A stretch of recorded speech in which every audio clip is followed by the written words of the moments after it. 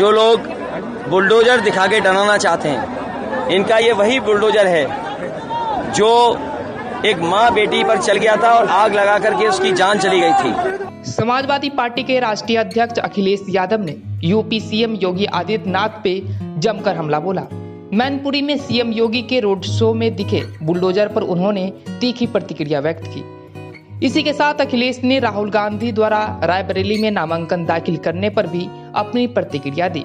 सपा प्रमुख ने कहा कि कुछ लोग बुलडोजर का सहारा लेकर लोगों को डराने की कोशिश कर रहे हैं। इस बुलडोजर ने न जाने कितने लोगों को तबाह किया है। इस बुलडोजर ने कई अमीरों और कई गरीबों की घर तबाह किया है। इसी बुलडोजर की वजह से मजबूर होकर माँ बेटी ने खुद को आग में झोंक लिया। उन्होंने कहा कि इस सरकार को बेरोजगारी मेला आयोजित करना चाहिए था और यह बताना चाहिए था कि शासनकाल में कितने लोग बेरोजगारी से त्रस्त हैं, और इसके अलावा इन्हें यह भी बताना चाहिए था कि इन्होंने अपने शासनकाल में कितने लोगों को रोजगार दिया है, ताकि इन्हें पता चल सके कि यह कितने पानी में है। और उन्होंने क्या कुछ कहा, आप सुनिए।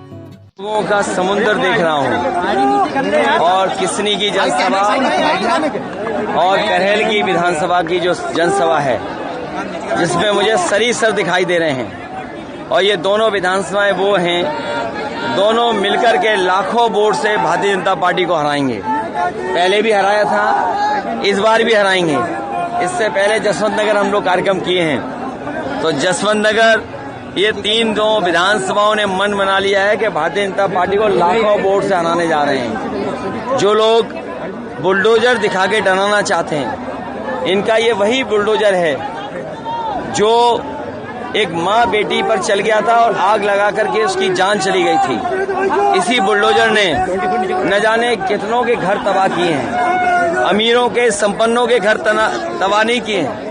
इन्होंने गरीबों के घरों पर, गरीबों की जमीनों पर बुलडोजर चलाए हैं। एक माँ बेटी को जिंदा जला दिया था, बुलडोजर से मार दिया था, याद होगा आपको। तो ये डराना चाहते हैं। उन्हें कम से कम चुनाव में बुलडोजर नहीं दिखाना था, रोजगार मेला कर करके बेरोजगारों को रोजगार दिलाना था। बुलडोजर नहीं, बेरोजगारों को रोजगार कब देंगे, उसके लिए क्या है सरकार ने किया।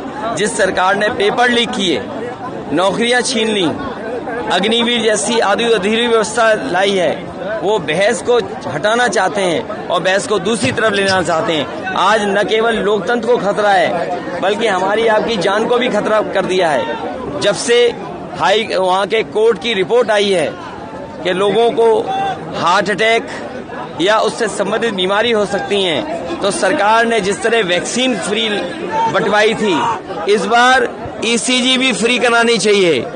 लोगों की, गरीबों को जिस तरह इन्होंने वैक्सीन लगाया था, उनकी ईसीजी भी फ्री हो, उनका इलाज फ्री हो। महंगाई बढ़ गई, बेरोजगारी बढ़ गई, इनके पास जवाब नहीं है। किसानों को एमएसपी का अधिकार नहीं दे पा रहे हैं, कैसे मिलेगा उसको कोई जवाब नहीं है। इसलिए ये बुलडोजर लिए घूम रहे हैं।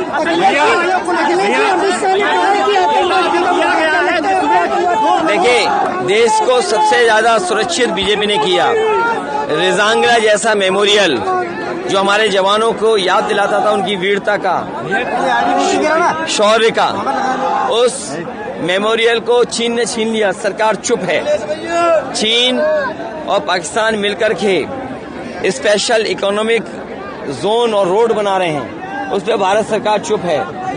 आए दिन पड़ोसी देश हमारे प्रदेश और गांव के, कस्बों के नाम बदल रहा है, उसका जवाब सरकार नहीं दे पा रही है।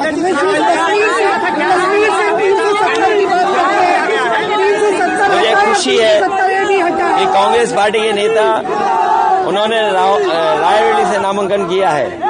ये गठबंधन के प्रत्याशी हैं। समाजवादी पार्टी का एक एक कार्यकर्ता अमेठी और रायबरेली में कांग्रेस पार्टी के प्रत्याशी को जिताएगा।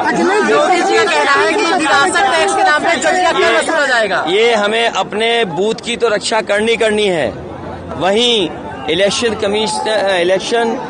कमीशन भी निष्पक्ष रहे।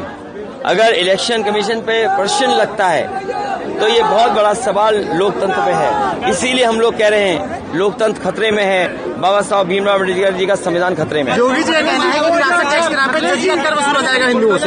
कानून का राज चला है, जैसे बीजेपी वोट चला रही है। उनको भी पता है कि ये जो बुलडोजर दिखा रहे थे उन्होंने पूरे मैनपुरी की जमीन कब्जा कर ली। भैया भाजपा कह रही है सबसे ज्यादा जमीनें अगर किसी ने कब्जा की हैं तो वो भारतीय जनता पार्टी के नेता हैं। और अगर मैनपुरी की रजिस्ट्रियां निकलवा लो तो उसमें बीजेपी के नेता ही निकलेंगे जिन्होंने कब्जा की है जमीनें।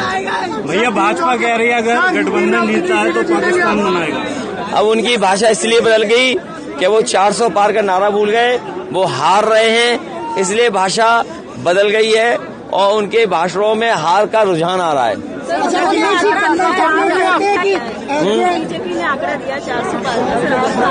हमारा आंकड़ा ये है कि पीडीए परिवार एनडीए को हराएगा। पीडीए की सरकार बनने जा रही है, इंडिया गठबंधन की सरकार बनने जा रही है। इस बार जनता उनकी हर तकनीक को उड़ा फेंक देगी। हर जनता इस बार तैयार है और खासकर नौजवान जिनका पेपर लीक हुआ। अगर ये तकनीक में होशियार होते तो पेपर लीक क्यों होता? इस बार ये नौजवान जिसका पेपर लीक हुआ है वो और उनके परिवार के लोग भारतीय जनता पार्टी की सब तकनीकें उठाकर फेंक देगी।